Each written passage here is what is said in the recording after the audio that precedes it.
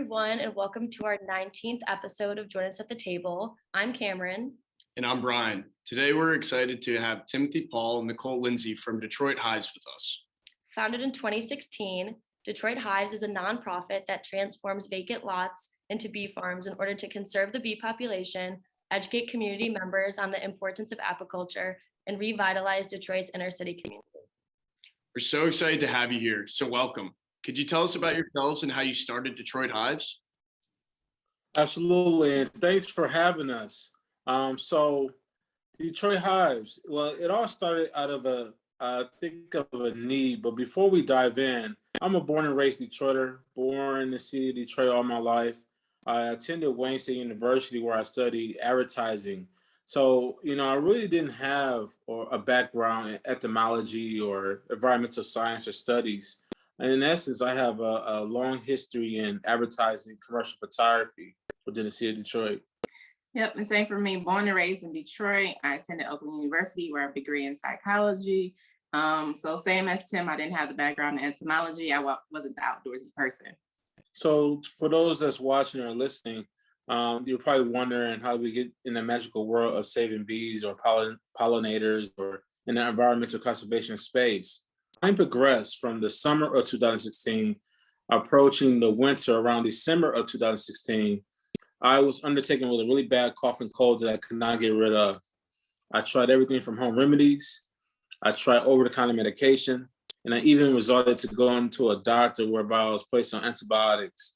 I was still dealing with this really bad cough and cold that I pretty much just thought it would be a way of life for me where I would just be coughing every 3 to 5 seconds. As I still had that cough and cold, I went to and stumbled across a convenience store that I normally go to. It's called the 9 Mile and Hilton Market.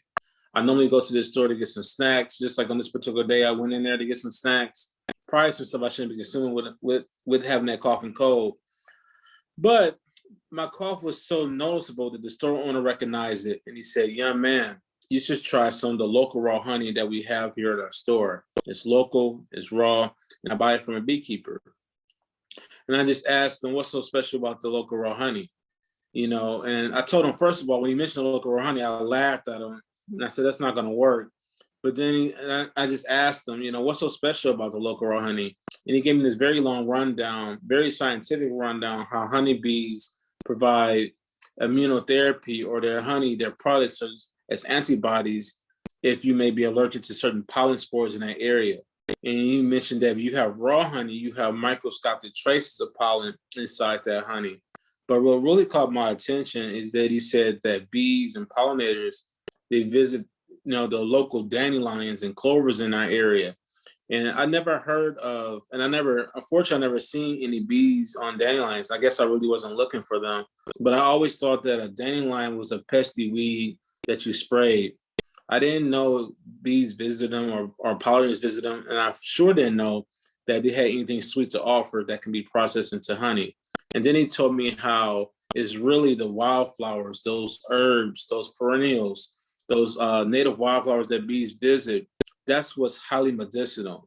That's where bees visit those plants for nectar, and he processed that nectar into honey. So with that idea, it can pretty much just caught my attention. And he sold me on that product.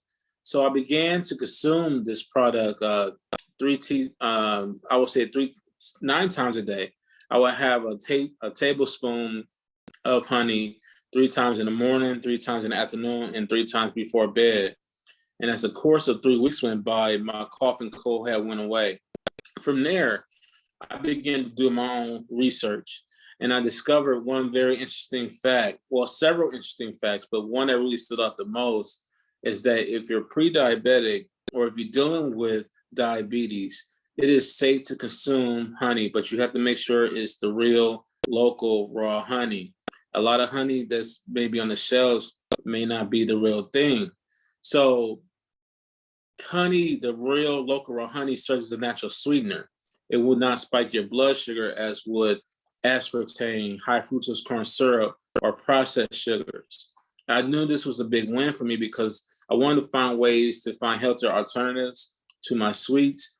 And I wanted to find just a healthier lifestyle to take on. And honey was that way I can begin that new journey.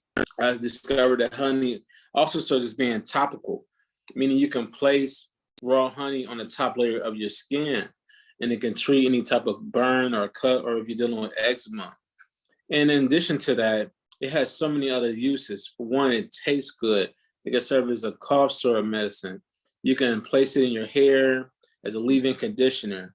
It never expires. In essence, we're talking about a Swiss Army knife, a product of many uses. So I wanted more of this product. I began to buy more. Nicole, my lifelong partner, she began to see my interest in learning so much about honey that led me down this weird, fascinating type of journey in learning how bees made this product. That she made a simple connection. She said, how about we just transform a vacant lot into a bee farm? And poof, that's where we pollinated the idea of Detroit Hives, which is a 501c3 nonprofit organization working to improve communities for people and pollinators. We defined several objectives: revitalization by transforming vacant lots into thriving bee farms or pollinator habitats. We're able to work to combat blight, food insecurity, but also support the education and conservation of pollinators. We started our mission with our very first project called the Eastbourne Apiary, where we transformed a 10-year-old abandoned vacant lot to serve as a thriving educational apiary that has been home to over 800 tours from people locally, regionally, nationally, and internationally. And that's been one of our goals that we want to set, is how do we attract people, investors, tourists to visit the community, to skip downtown, not against downtown, but just see what's really going inside the community for a change. We were able to do that. Because of that, we were able to successfully expand in over 20 locations by partnering with the Land Bank, by partnering with universities like Wayne State University, Michigan State Detroit Partnership for Food Innovation and Learning, and other community organizations like Gleaners Community Food Bank and corporations like the Ford Resource Engagement Center.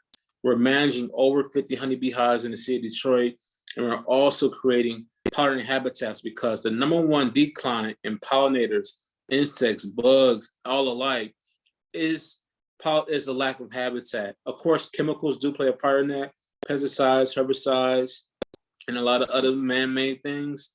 But the #1 decline in all pollinators is a lack of their environment. We've just found ways to displace our insects, our native wildlife, by creating roads, communities, highways, freeways, and that has displaced and gentrified our insects and our wildlife.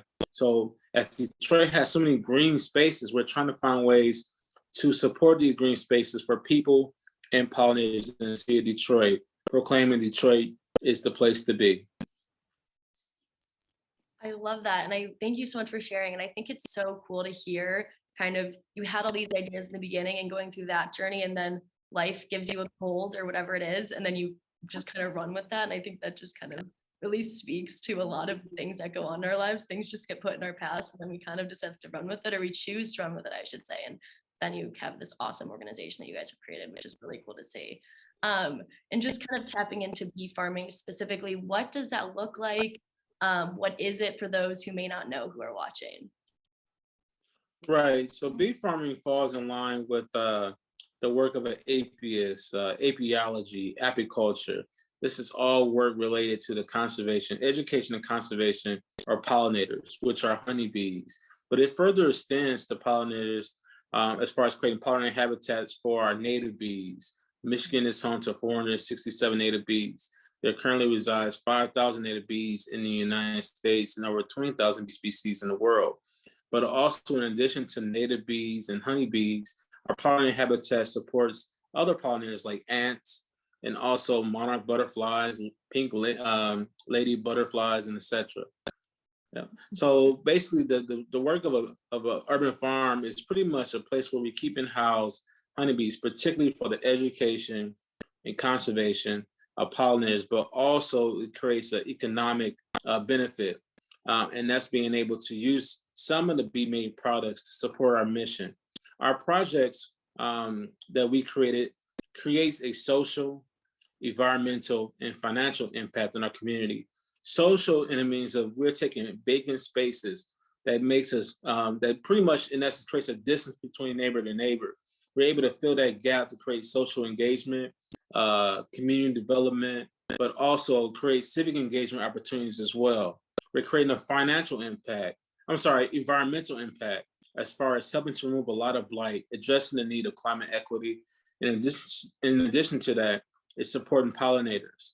When you support pollinators, you can help increase food insecurity in your neighborhood, but also help beautify your neighborhood through cross-pollination services. In addition to that, lastly, is financial. Being able to create jobs in the local community, whether it's working with local neighbors to do all of our landscape work, to help volunteer, but also any type of revenue through honey sales, bee-made products. So that means working with local residents, local businesses, and restaurants to sell local honey as well. That's amazing. I love how there's an end-to-end process to it. If you don't mind, could you tell us a little bit about kind of one of those first steps and how you kind of transformed these vacant lots into bee farms? Yes, I guess we don't really look at the steps. I guess there is steps, but the passion has led us down this journey of beginning to get things going. I think we were so excited about it, and that was our why. So the first thing was our why we wanted to get going. That was the first step. But for those who's listening, like, how do you really get things moving? I think we didn't know where to start. We didn't know what a beekeeper was. We just started with Google, and we researched what the title was to be a beekeeper. And we came across local associations. We came across the Michigan Beekeepers Association and the Southeastern Michigan Beekeepers Association. And the Michigan Beekeepers Association was quite a distance from us. It was located in Saginaw. It's about 3 hours away. I'm sorry, Kalamazoo. It's located in Kalamazoo, and that was about 3 hours away. That's quite a distance for us. And we came across the Southeastern Michigan Beekeepers Association, which is located in Livonia. And to give you some take, that's about 35 minutes away from us. So that's doable.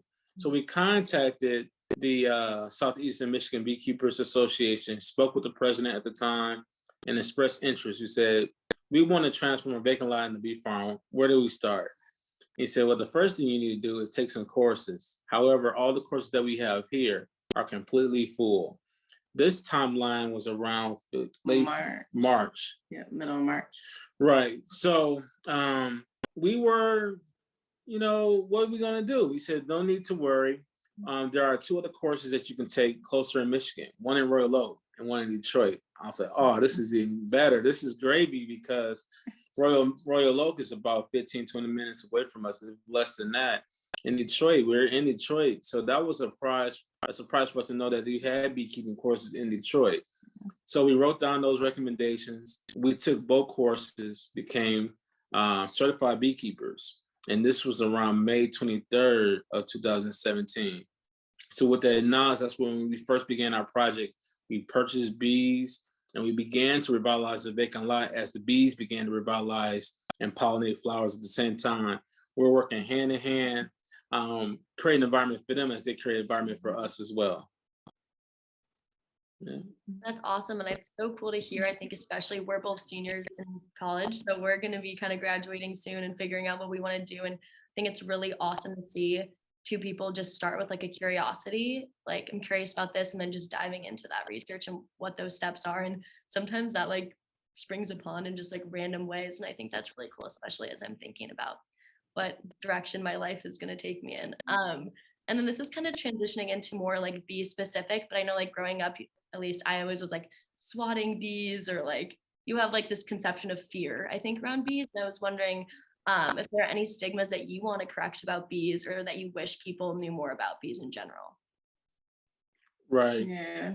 I think just to piggyback on when you said a lot of people swat at bees, I think most people, when they swat at those insects, they're mainly swatting at wasps. And to the untrained eye, it's really hard to tell the difference between a wasp and a honeybee.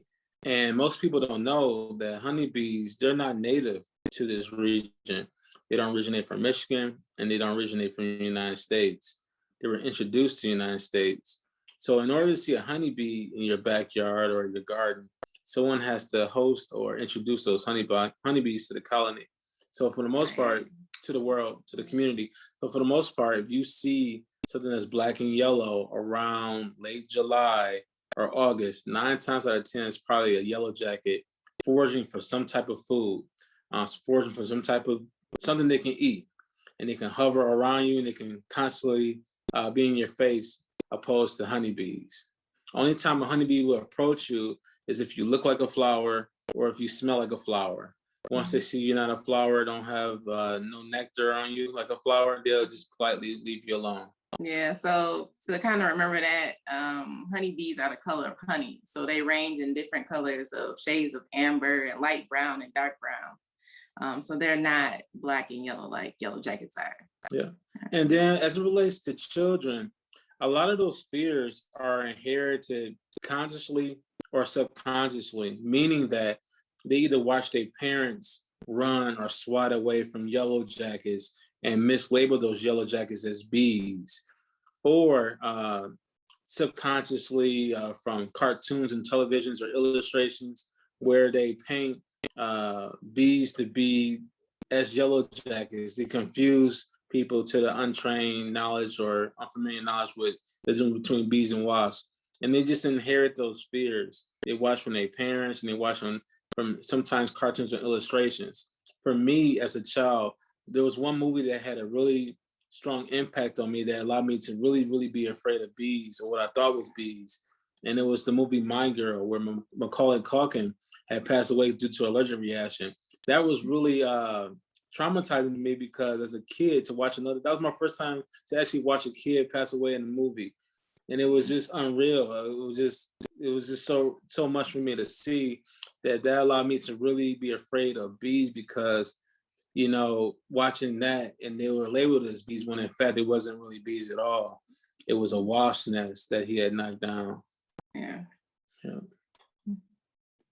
That's great. And thank you for destigmatizing bees for our audience. We really appreciate that. And to kind of go forward with that idea, why are kind of bees in our ecosystem so invaluable? Can you explain to our audience a little bit, educate our audience about how bees impact our ecosystem and why apiculture and bee farming is so important, especially right now? Right. Well, I think we can both go back on this, but I think the reason why a lot of people care mostly about bees, because it directly it provides a benefit with honey. Most people looking for honey, bee products. Most people do their research on them. But all living things, all pollinators are crucial. But just to start with bees or honeybees, they're responsible for 90% of the foods that we eat today. So imagine going to the grocery store and you're trying to pursue a healthy plant-based diet or vegan diet, and all you see in there is just potato chips, corn, and soy products. That's not really very beneficial to your health. Due time, you're going to have some health difficulties consuming a whole bunch of carbs and processed sugars and corn for the rest of your life. So just imagine going to the store and not seeing healthy fruits and vegetables. That's because pollinators are extremely responsible for the fruits and vegetables that we have on our table today. Yeah, and I think because people are more involved in how their food is grown, we care more about the environment, that we're now discovering that, bees and other pollinators are very important to our food source and to our ecosystem, especially when it comes to farming, because there are a lot of monocultures out there when it comes to farming, where bees just have one source of food, when bees, in order to be healthy, need different sources of pollen and nectar. So a lot of times now, farmers are learning to plant more native wildflowers around those monoculture crops now. So, people want to know how their food is grown and what is the process of that. So I think now with people want to know about the decline in bees, they're seeing how their food is produced and why these bees are so important, but not mainly focus so much on honeybees. We're focused on honeybees because we keep them. but people need to focus more on our native bees that resides in our states and our cities, and how we can keep those alive, because the people don't keep native bees. And so creating those pollinator habitats, like Tim mentioned earlier, is lost habitat. So making sure that we have a habitat for them or a food space for them. So when we're thinking about developing communities, or we're thinking about lands, or even thinking about how to lay out your front yard or your backyard, making sure that you planting food for those insects. Right. So what we want to do, all this watching, we want to create an ecological balance to support biodiversity and inclusion, a space for honeybees and native bees. Honeybees can travel up to 6 miles, whereas native bees, they don't travel so far. So what we want to do is just create a diversity, a different type of plant that provides nectar and pollen resources. Just like us, we don't want to eat the same leftover meal every day. Neither do honeybees, neither do native bees. We would like to try different sides on our dishes, some vegetables, some greens, and potato, different things on our plate. Same thing for honeybees. They want to try different type of pollen sources, different shades of color, different scents as well. Yeah, nor do we want to drive out 30-40 minutes to get food. So Right. Same thing as our insects. We don't want to tire them out or cause them to die out early because they're flying so many miles away from home just to get and bring food back home. So we want to plant something local. Yeah, people are just like, bees are just like people. We call them People. I love that. And I love that you linked kind of the importance of bees to pollination of fruits and vegetables. I think people commonly hear the save the bees phrase, but don't particularly know what that means or where that stems from. So I'm really glad you guys pointed that out. And I know we just talked about kind of the impact in total of having bees in urban areas, but I'm curious what effects you see in your local communities and how they've honestly reacted to changes from urban bee farms. Right. Wow, there's so many layers to that. I think for one, whenever we go inside the community, we always communicate with them on what they want to see in their neighborhood. And out of all the locations that before we go into, they always want to see revitalization. They want to see the vacant lots activated. They want to see it cleaned up, safe for themselves as well as the next generation. They want a place where their children go to where they can learn something outdoors, safe nearby without them having to travel too far, or places where they may get in trouble in place of a vacant lot. So that's the correlation that we see in all of our spaces. Also, in addition to that, there's many small or large scale urban gardens in these communities, and they're looking for increase in their food production. So a lot of these urban farmers we partner with, they welcome the idea of honeybee hives, because whenever you have a hive or a native bee home paired with a vegetable garden or a flower garden, you're guaranteed to see your garden increase in produce, or it becomes more bountiful. In addition to that, there are many neighbors that have, like I said, small gardens in their backyard, and they've been looking to see more butterflies and more bees. When you pair or you create an environment that supports honeybees, you're also creating an environment that supports all pollinators. So you're going to see your backyard visited by monarchs, by pink lady butterflies, by beetles or dragonflies or bumblebees and etc. So it creates that environment. In addition to that, what can be sweeter than enjoying a nice jar of honey as well? So that's another thing people are looking for, instead of having to go to an Easter market or a farmer's market that may be 15 minutes or door and order up a jar of our deliciously doped Detroit wildflower honey. It's amazing. I love how you're providing sustenance to the community while also beautifying the urban community you live around. It's amazing. And then one of our last questions is what does your slogan, "The place to be," mean to you in both the city of Detroit? Oh man. So Detroit wasn't always the place to be. When you turn your television or look in your newspaper, there was something always happening in the inner city community, whether it was shedding light on the leadership in the city, or they were shedding light on the vacant lots or the crime or the larceny. It was just something that was not somewhere you wanted to go visit.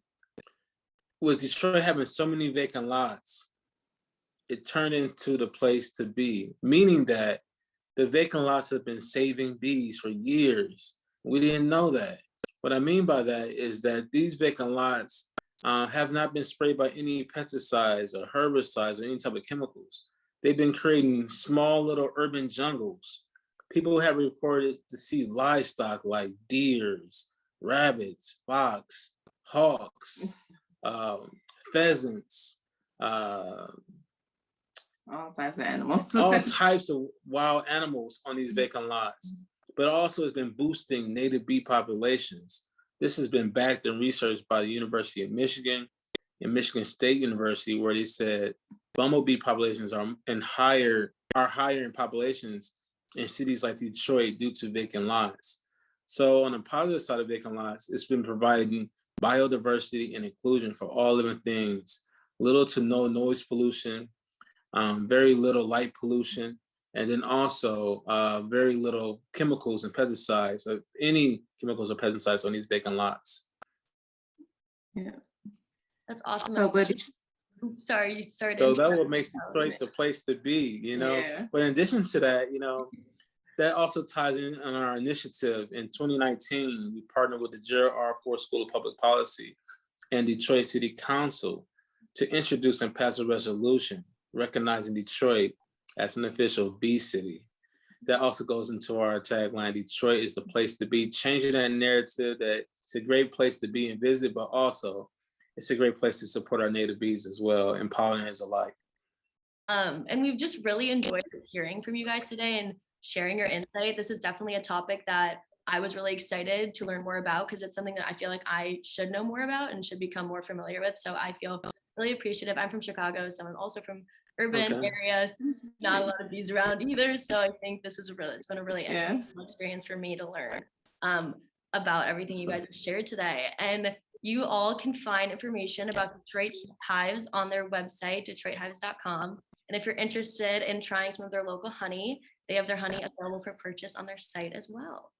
We hope you've enjoyed today's session at Join Us at the Table. We'll post the link to their website and social media platforms at the end of this session. And if you'd like to view more episodes of Join Us at the Table, we will also post the link to our CFIE website. Thank you both so much. Yes, thank you guys so much. Thank you. Be well.